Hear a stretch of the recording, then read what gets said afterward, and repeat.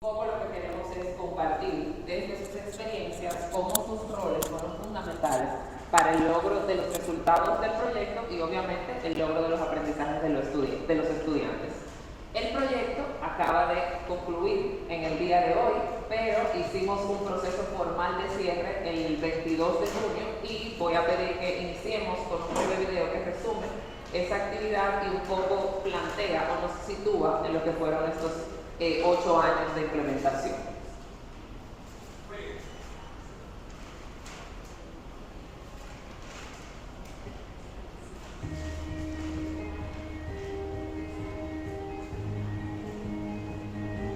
Desde el 2018, 3.888 aulas del nivel primario de las escuelas beneficiarias fueron el escenario para el desarrollo de las acciones del proyecto.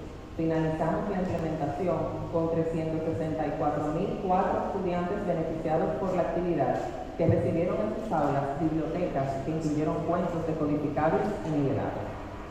Las buenas prácticas que hemos identificado durante la implementación del proyecto hoy son parte de la política nacional de educación en la edad oportuna.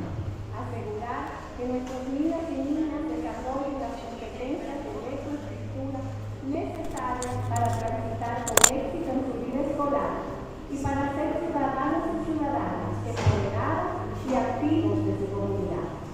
Solo me resta decir gracias al proyecto Leer por aportar en esa dirección, en ese logro que es la prioridad nuestra, asegurar el aprendizaje de la lectura, la escritura, la matemática, la alfabetización inicial en estos primeros grados.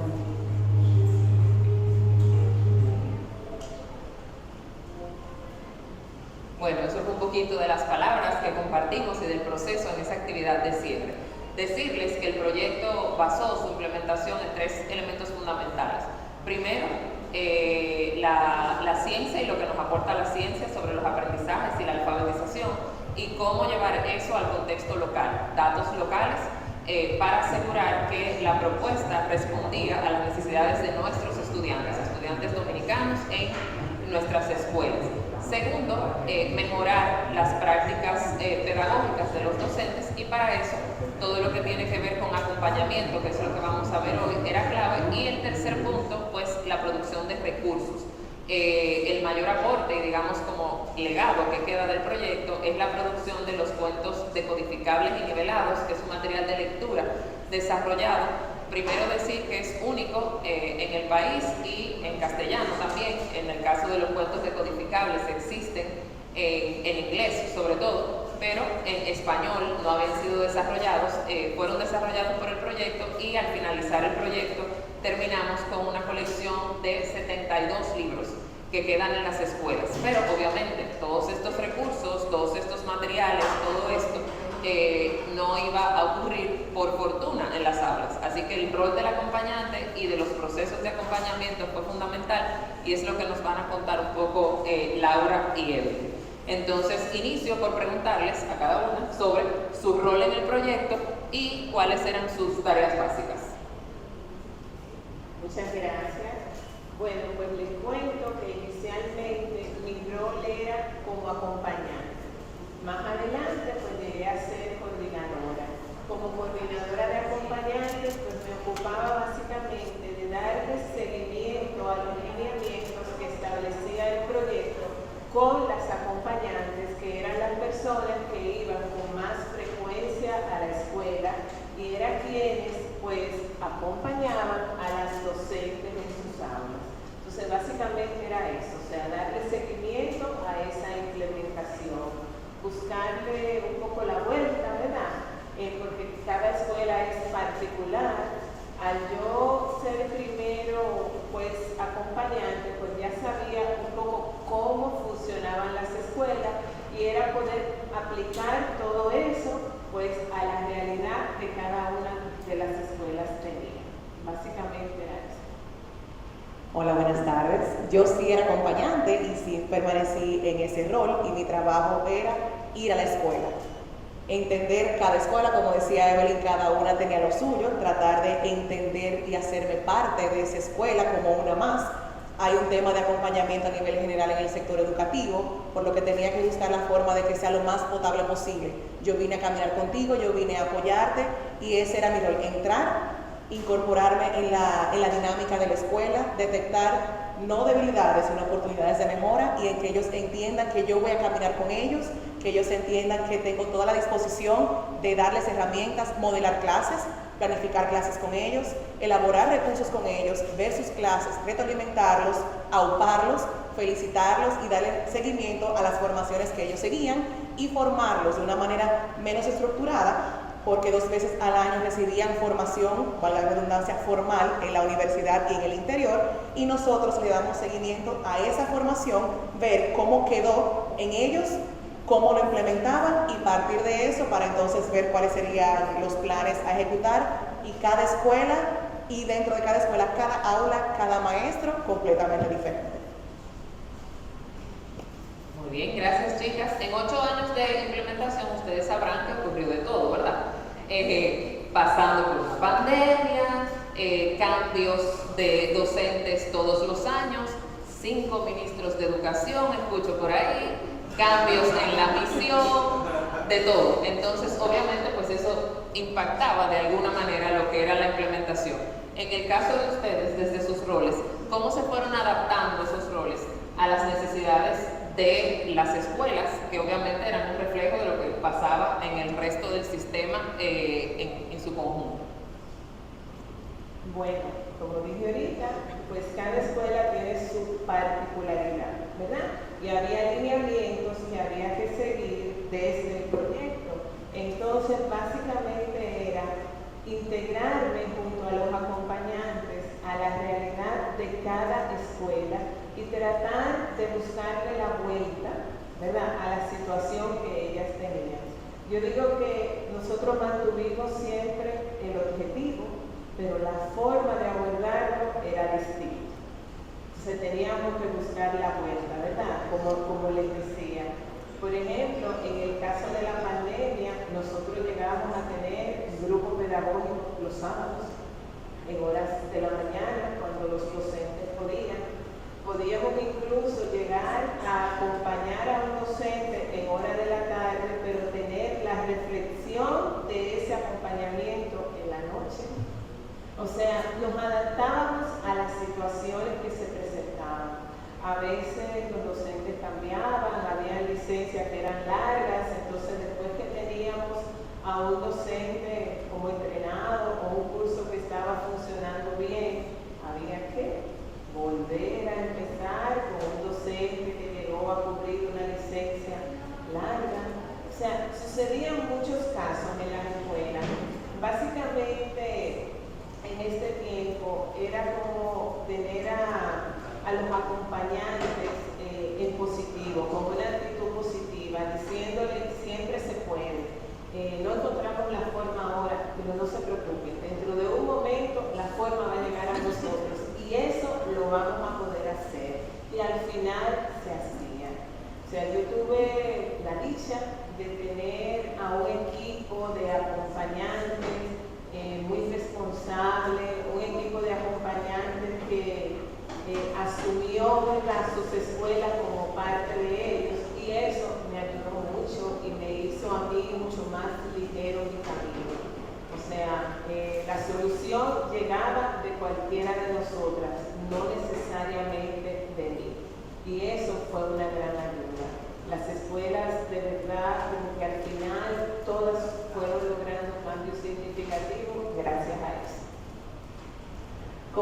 escuela era un mundo, no puedo decir que hubo una sola estrategia para todas, sino que lo primero era conocer la escuela, cómo funcionaba, los sí y los no, hasta dónde me permitían y cómo yo podía poquito a poquito, como decía Evelyn, buscarle la vuelta para que entendieran que yo estoy ahí para ayudarles. ¿Qué tenía que hacer? Bueno, dentro de lo que estaba en papel, al principio era sentarme en el aula, observar la clase, tomar notas y sentarme con el acompañado. Punto. Luego de eso, que uno vio cómo iba evolucionando, que no todo es como se escribe y que estamos trabajando con seres humanos a los que hay que buscarle la vuelta y que hay un tema con la fiscalización del acompañamiento, es cómo usted se siente, cómo le puedo ayudar, darle la mano, vamos a hacer esta clase juntos, hasta dar la clase, que no es lo que se diseñó, pero había que buscarle la vuelta porque queremos que esto salga. Sí, como decía Evelyn, hay que cumplir con el objetivo, pero le buscamos la forma para que pudiera suceder.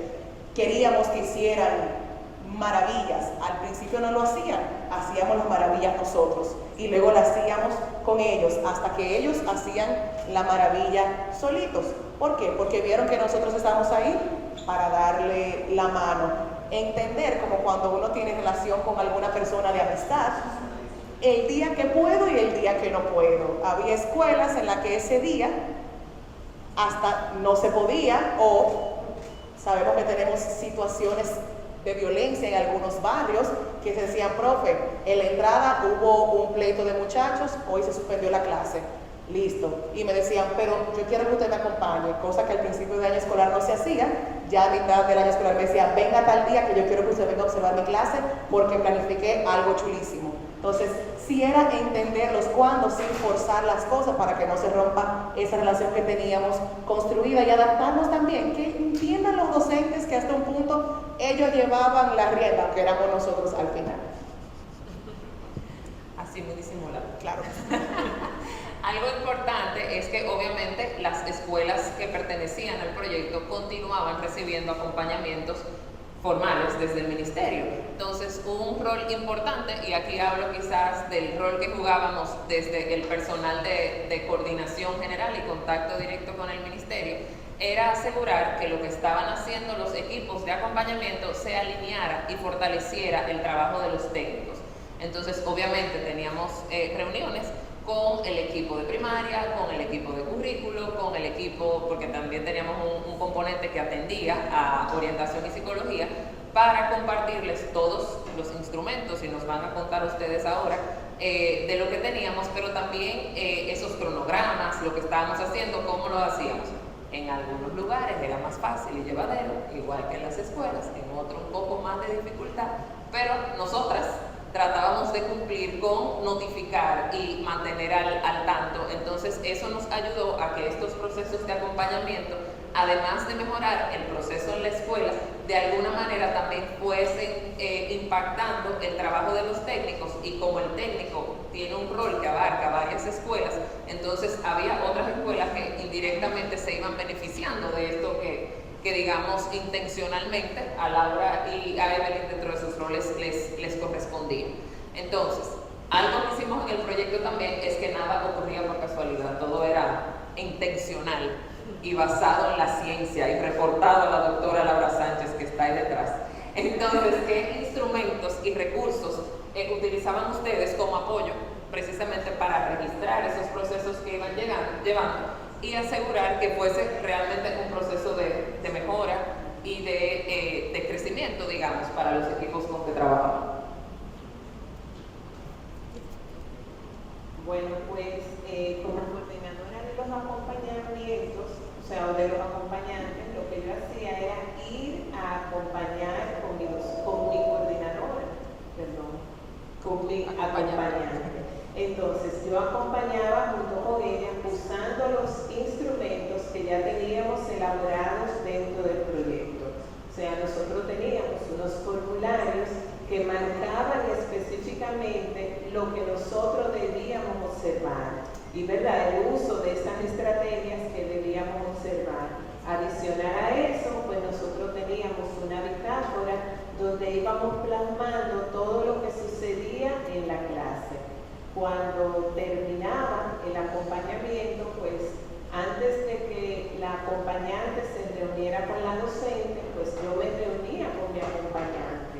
Veíamos los puntos que habíamos visto, discutíamos, veíamos cuáles oportunidades de mejora pues habíamos observado en la docente, y posteriormente ella se reunía con la docente, yo también acompañaba a esta reunión, y al final yo me reunía con ella para retroalimentar.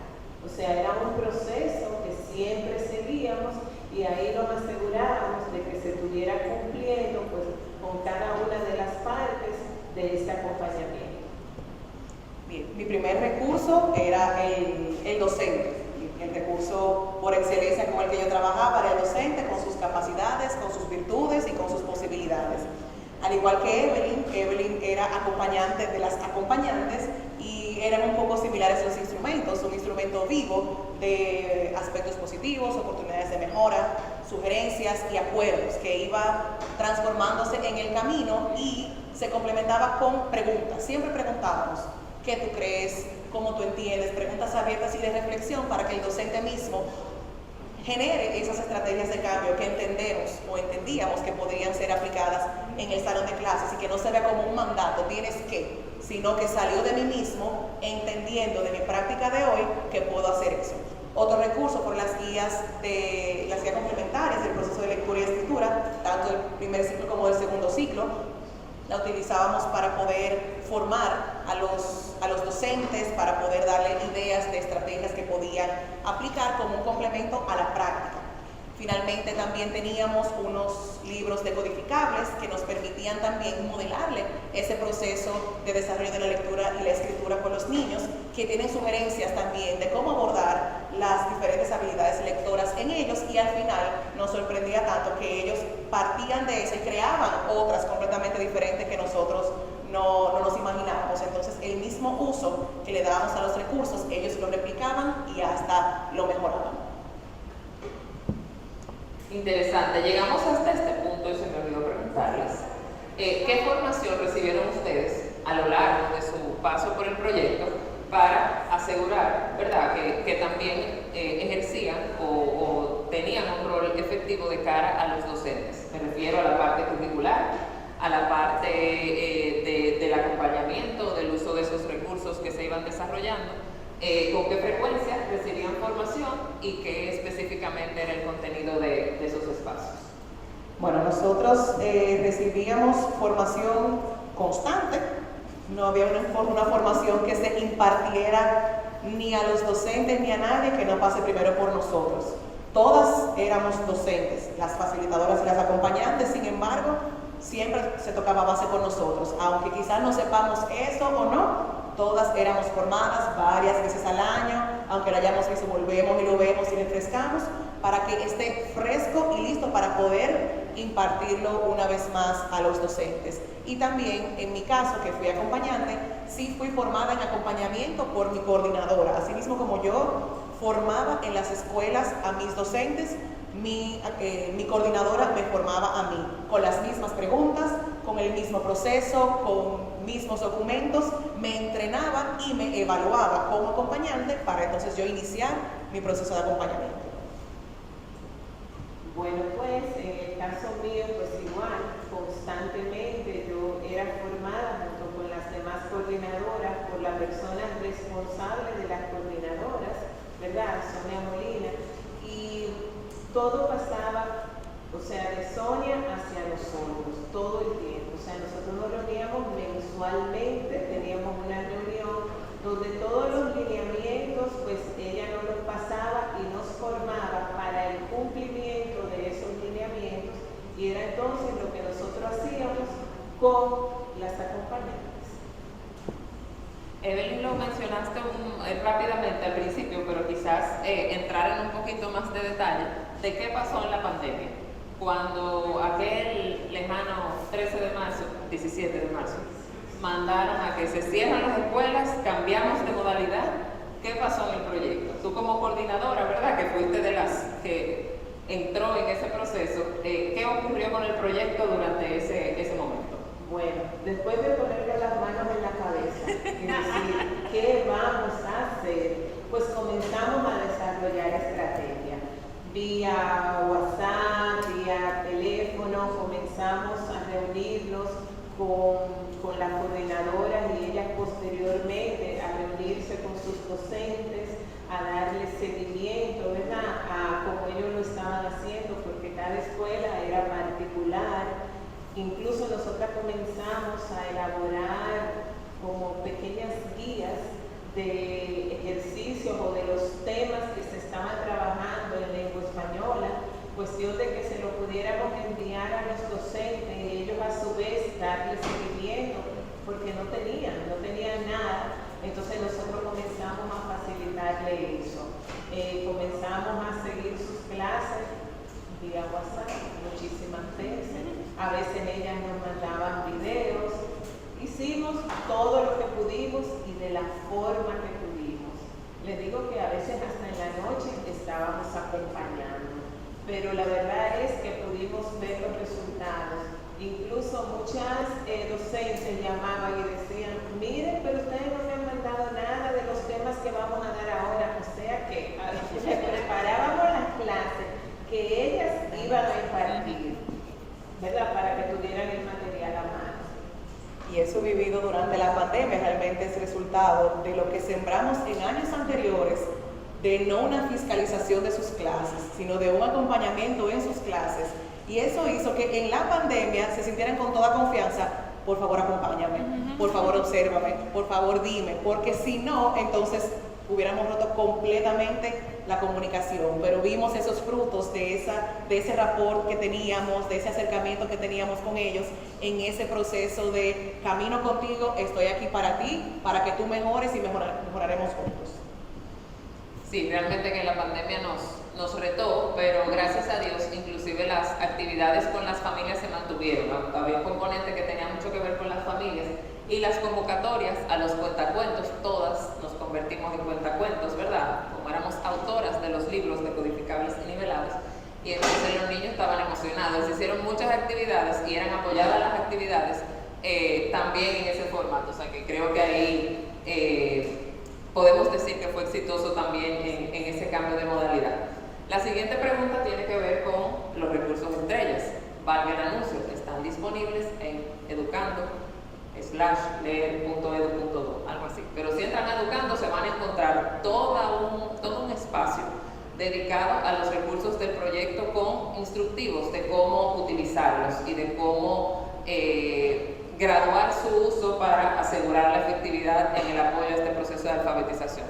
Pero vamos a ver con Laura y con Evelyn, que les tocó ver a los maestros en acción, qué pasó cuando esos recursos llegaron al aula.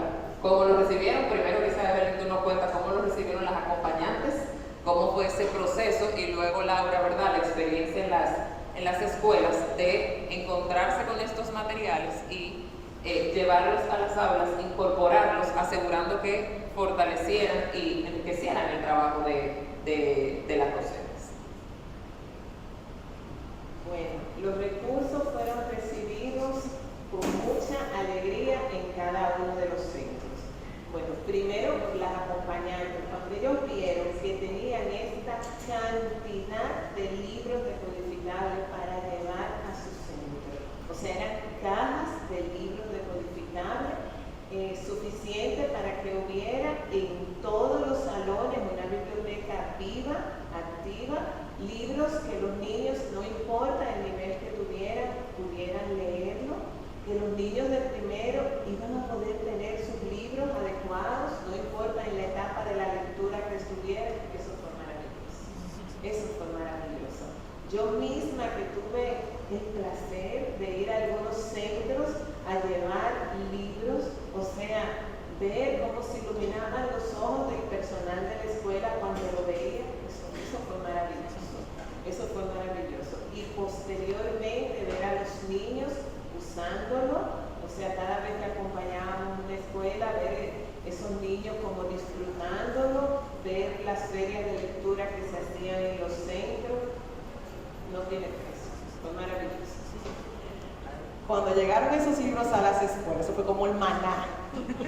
Llegó el maná, qué felicidad tan grande para las profes, para los niños, y para nosotros las acompañantes fue un proceso de enseñanza en dos vías. El enseñar a utilizar los libros decodificables, que sí teníamos que enseñarlo, pero también el aprovechamiento de los recursos, porque no era que quizás no habían recursos en la escuela, sino que no sabían qué hacer con lo que tienen. Entonces queríamos que cuidaran también los libros, porque te enseño a utilizarlo, pero aprovéchalo, por favor. No lo dejen en el rincón de lectura cogiendo polvo. Vamos a ver qué estrategias tú puedes utilizar para poder sacarle provecho a estos recursos. Y como dice profe Teresa, un abreboca. Ese libro decodificable fue un abreboca para que los profes de ahí extrapolaran todas las habilidades que habían desarrollado en otros recursos, en otros eventos como ferias de lecturas, bibliotecas andantes, dramatizaciones de los personajes de los libros. Cuando uno llegaba a la escuela decían, la profe de lectura, ven a ver, yo me sé la A, la MA, la del mono. Ya se sabían los libros, estaban tan felices porque ellos entendieron, aunque no lo conocen con esas palabras, que le devolvimos la dignidad de poder leer, porque entendimos que tiene que ser un poco más fácil por pedacitos, a su tamaño, a su necesidad, y que ellos entiendan, yo sí puedo, y los libros abrieron como ese foco de luz que ellos necesitaban para poder decir, sí, yo tengo la capacidad de poder leer. Bueno, quisiera agregar que antes de los libros decodificables, pues sí había bibliotecas áulicas, pero eran una biblioteca como ustedes no se imaginan. O sea, ustedes iban a un primero y ustedes encontraban la Celestina, Don Quijote, en una esquina de ese centro, de ese curso. ¿Por qué? Porque los docentes sabían que cuando fueran a acompañarlo la persona del ministerio, pues tenía que hacer un check si había o no biblioteca. Y eso era una biblioteca, pero era una biblioteca muerta. Cuando llegaron los decodificables, revivieron las bibliotecas. Entonces ya uno llegaba y uno encontraba que en esa esquinita donde estaba esa mesa también habían puesto una manta, habían puesto cojines en el piso, ya los niños podían leer de cualquier forma. Entonces fue una revolución en ese sentido. Se despertaron las bibliotecas, muy bien. Importante decirles que, y lo había mencionado antes, la intencionalidad de todo lo que hacíamos en el proyecto. Todo esto que se está mencionando es el resultado de lo que nos dice la ciencia de la lectura sobre cómo es la forma más efectiva de aprender a leer y obviamente escribir. Antes de que llegaran los libros, que se tomaron su tiempo, porque obviamente los adultos a cargo, que solemos ser más esquemáticos, para decirlo bonito, nos tomamos el tiempo para aprobarlos y dejar que llegaran a los niños, que como ya ustedes ven, los recibieron con los brazos abiertos, pues las docentes fueron acompañadas en esas habilidades precursoras de la lectura. Entonces el foco de los acompañamientos en esos primeros momentos iba mucho en la parte de fortalecer el vocabulario, promover el lenguaje, que sabemos que son esos andamios sobre los que se va construyendo posteriormente la comprensión lectora. Cuando llegaron los libros, ¿qué era lo que decíamos? Bueno, ya los niños, todo lo que puede hacer el maestro como para empujar, ya lo hizo. Ahora necesitamos darle a los niños un recurso y a las niñas un recurso que ellos solitos, ellas solitas puedan leer, que no tenga que tener el intermediario, el adulto, leyéndome, sino que, ok, sigo disfrutando de la lectura que hacen otros y de otras estrategias de lectura, pero también tengo la capacidad de yo solito, yo solita, agarrar un libro y leerlo de principio a fin.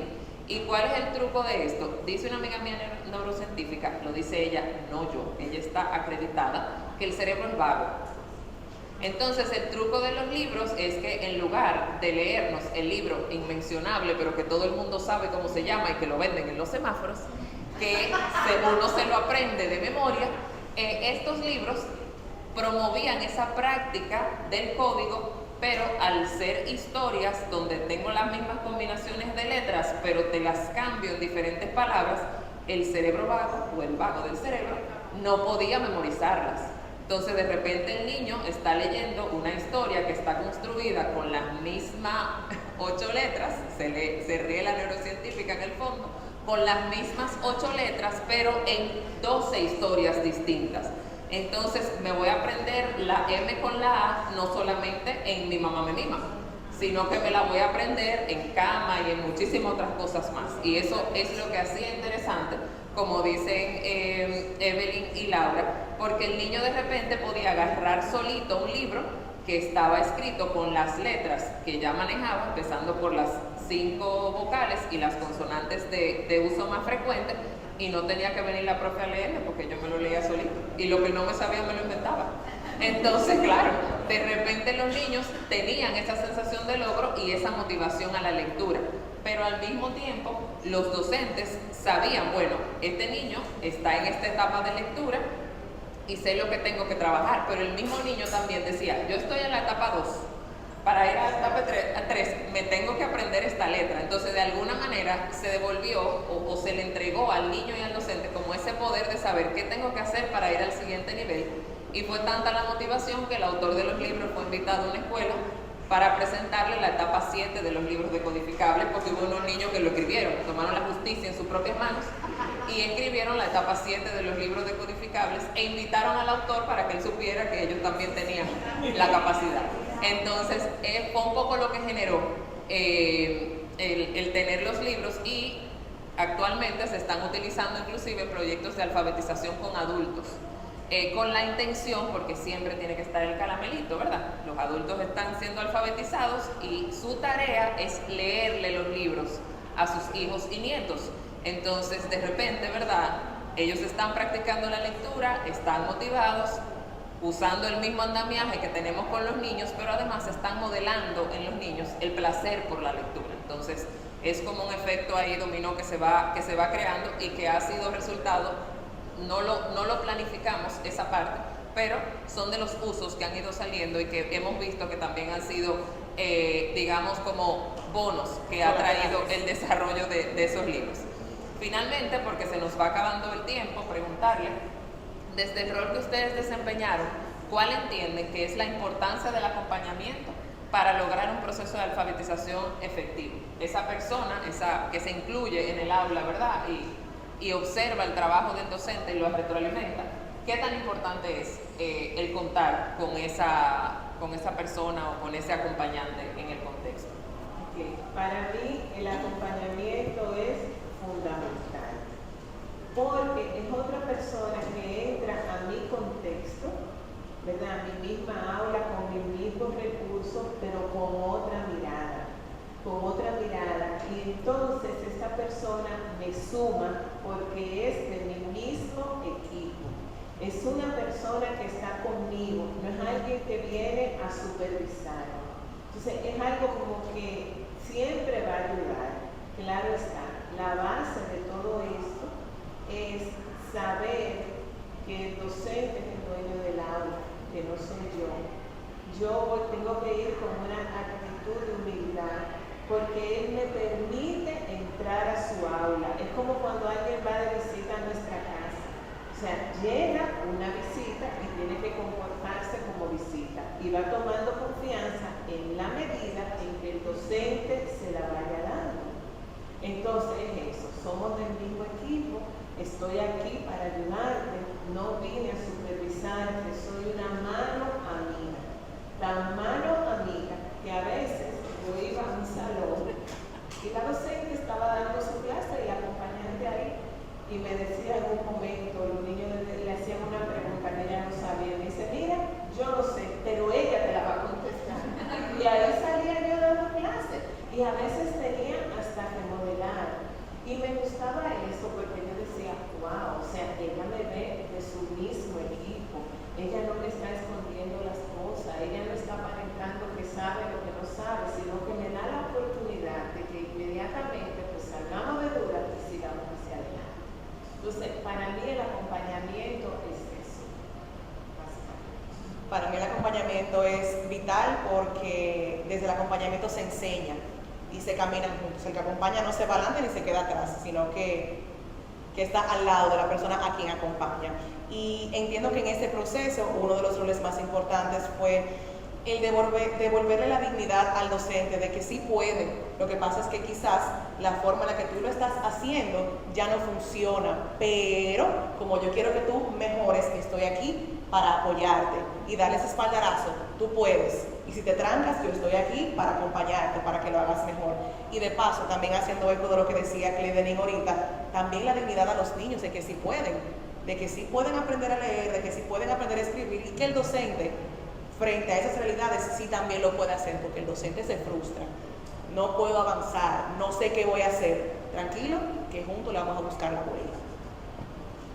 Ellas son muy modestas y no lo van a decir, pero es importante señalar que el equipo de acompañantes del proyecto, todas, una de las características o de los criterios de contratación era que tuviesen experiencia en procesos de alfabetización, para que, como ellas dicen, hablaran el mismo idioma que los docentes y que las docentes se sintieran que estaba hablando con una igual, con alguien que había pasado por ahí, que había atravesado por su situación, entonces podía ayudarla.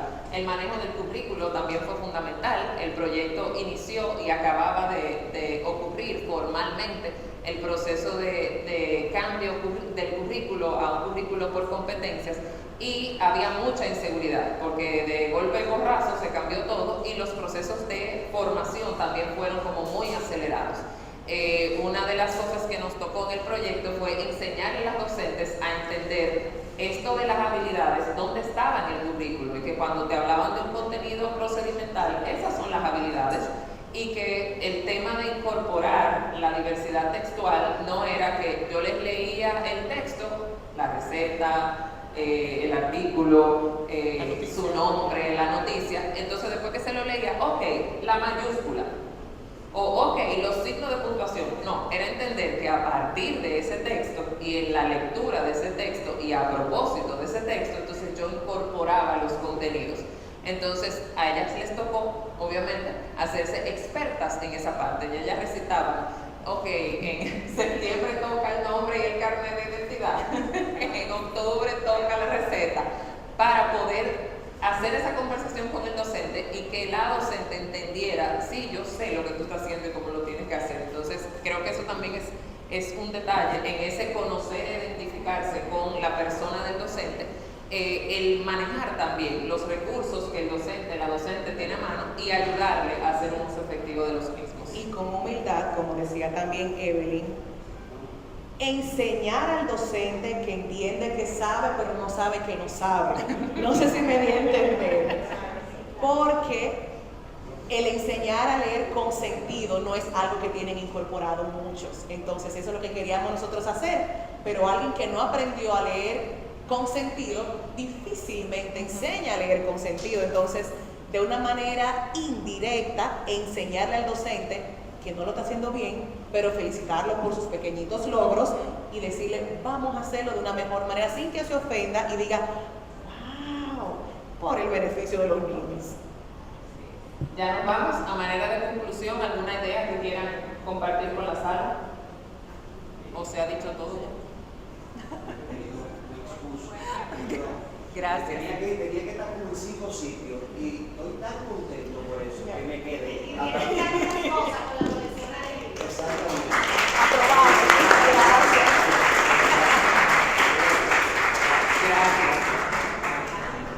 ¿Alguna idea? ¿No? Bueno, creo que se ha dicho todo. Hemos cumplido con el tiempo. No sé si hay alguna pregunta de la sala, ¿verdad? De nuestra parte ya es todo, pero estamos aquí para preguntas. ¿Alguna pregunta, algún comentario, algún aporte?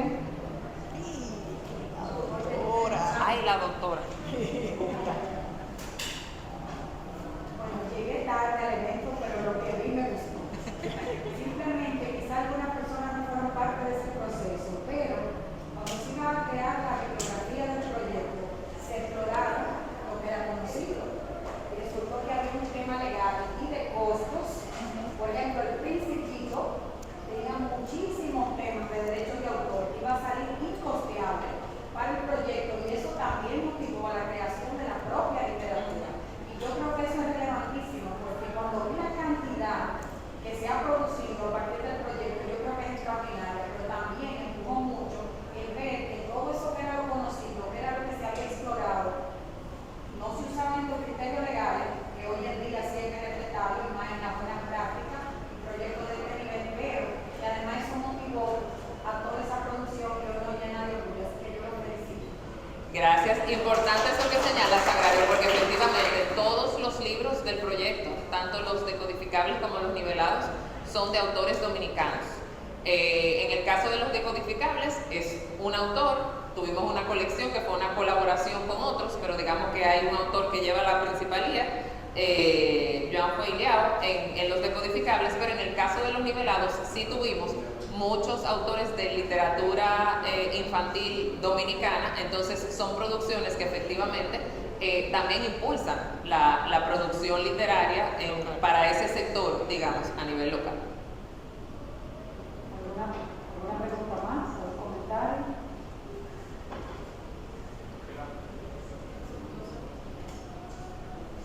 Buenas tardes, Alex Forestier, gestor cultural del Museo del Oro Dominicano. Tengo una inquietud.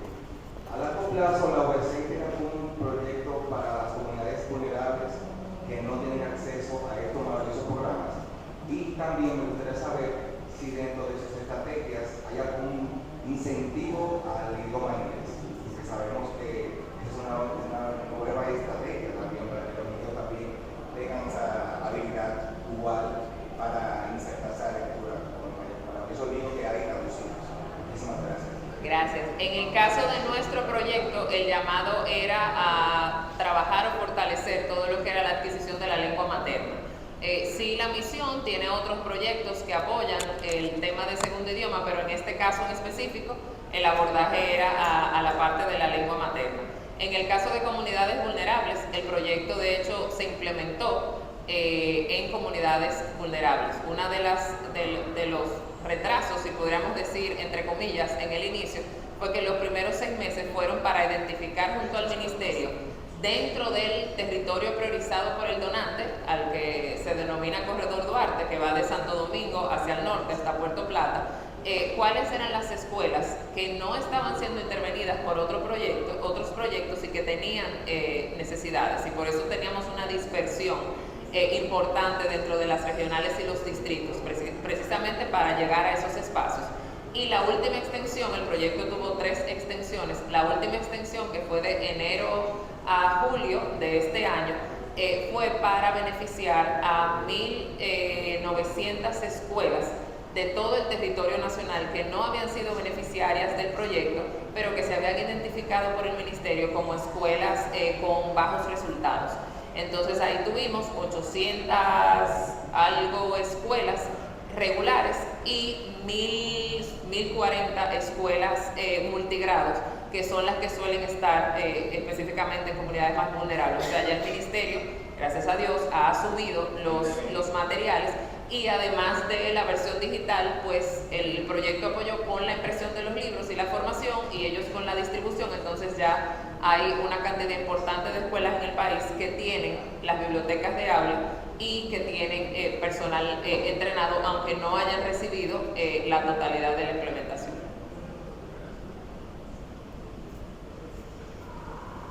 Hola, Giovanna, de la Biblioteca de Unive. Una pregunta, ¿ya tienes una experiencia acumulada que le permite evaluar la experiencia de la lectura en formato digital? No, como el tema de lectura digital surgió en el contexto de la pandemia y estos proyectos se maneja todo con indicadores, digamos que fue una respuesta a algo que surgió en el camino, pero no de manera intencional se monitoreó más allá de los accesos. O sea que en esa parte no, pero sería bueno tenerlo en cuenta. Ya Laura lo anotó.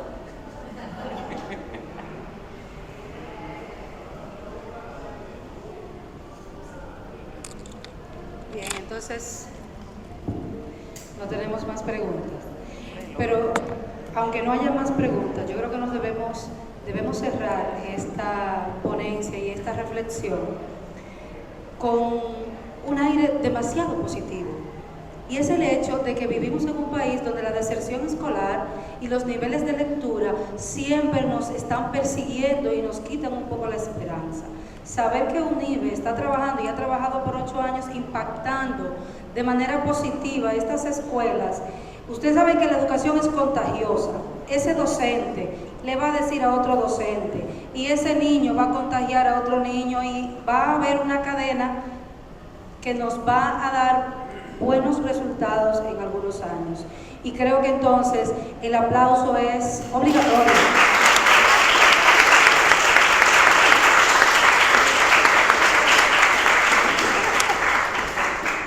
Muchísimas gracias por su presencia. No se vayan de la sala porque aunque vamos a despedir a las ponentes, vamos a tener otra actividad aquí, que voy a decir ahora, sobre convergencia de la inteligencia artificial y la generación del conocimiento. Con la inteligencia artificial solo falta que nos alemos los moños, porque se ha dicho y se ha discutido tanto y hay un panorama como que nos estamos poniendo de acuerdo ahí. O sea que vamos a darle unos minutos, no sé si vamos a hacer las fotos ahora del evento, mientras los ponentes se van organizando los siguientes, ¿verdad? Muy bien, pero démosle otro aplauso